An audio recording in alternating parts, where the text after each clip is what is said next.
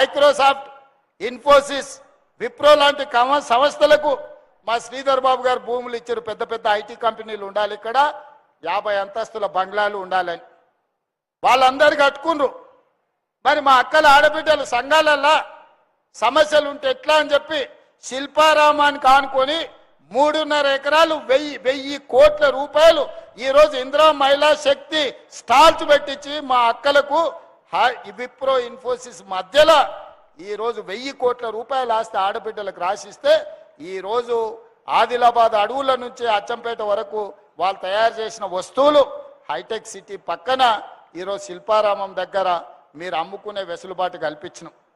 ఇదే కాదు, అమెజాన్లో ఆన్లైన్లో పెద్ద పెద్ద సంస్థలు తయారు చేసే వస్తువులు అమ్ముతారు.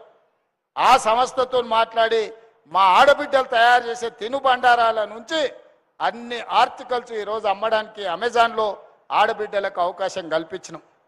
ఇట్లా ఒక్కొక్కటి చెప్పుకుంటూ పోతే అప్పులలో 8,11,000 కోట్ల రూపాయల అప్పుతోని నాకు సంసారం చెప్తే అప్పులకు అసలు మిత్తి కట్టుకుంటేనే పటాన్కు కట్టినట్టు మిత్తి కట్టుకుంటేనే ఇన్ని సంక్షేమ పథకాలు తీసుకొచ్చి ప్రభుత్వంలో నిరుద్యోగ యువకులకు 70,000 ఉద్యోగాలు ఇచ్చిన గ్రూప్ 1, గ్రూప్ 2, గ్రూప్ 3, గ్రూప్ 4 టీచర్లు, పోలీసులు, డాక్టర్లు, నర్సులు అన్ని శాఖలలో 2 ఏళ్ళు తిరిగే లోపల 70,000 ప్రభుత్వ నౌకర్లు ఇచ్చిన.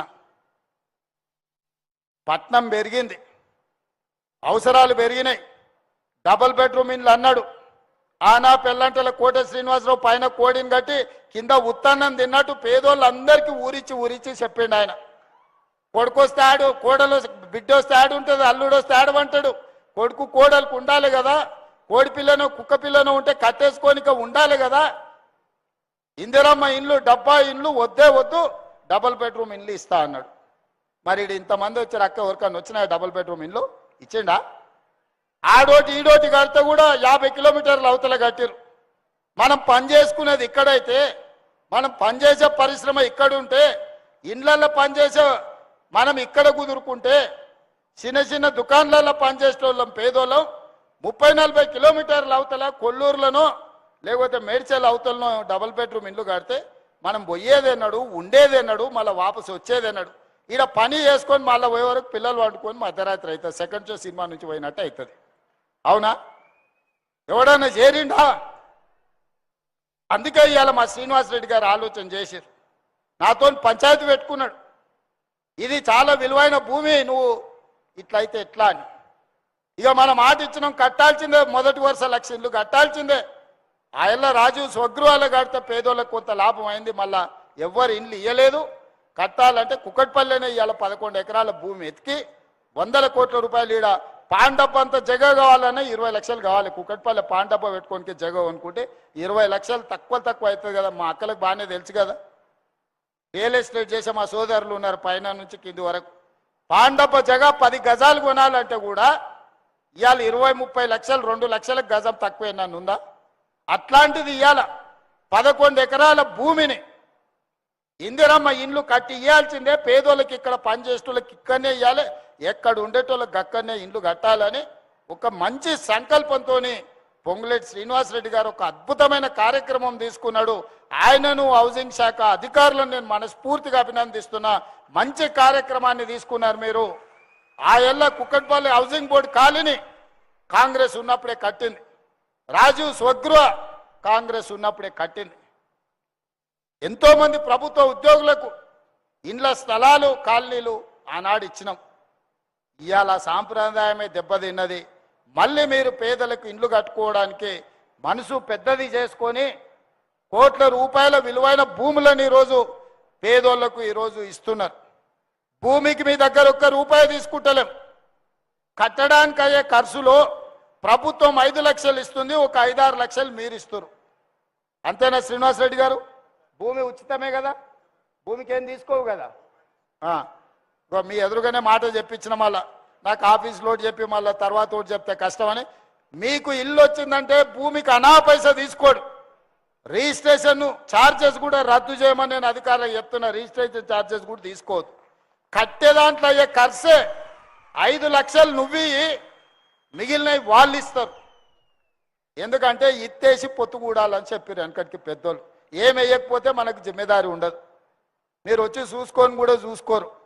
మీరు 10,000 20,000 5 లక్షలు 6 లక్షలు మీరు కడితే ఎట్లా కడుతున్నాడు కాంట్రాక్టర్ అని వస్తా పోస్తూ వచ్చి చూసుకుంటారు. ఏ ఫ్లోర్లో నీకు ఇల్లు డ్రా వెళ్ళిందో మీరు వచ్చి పని మంచిగా అవుతుందా లేదా చూసుకోనికి ఉంటుంది.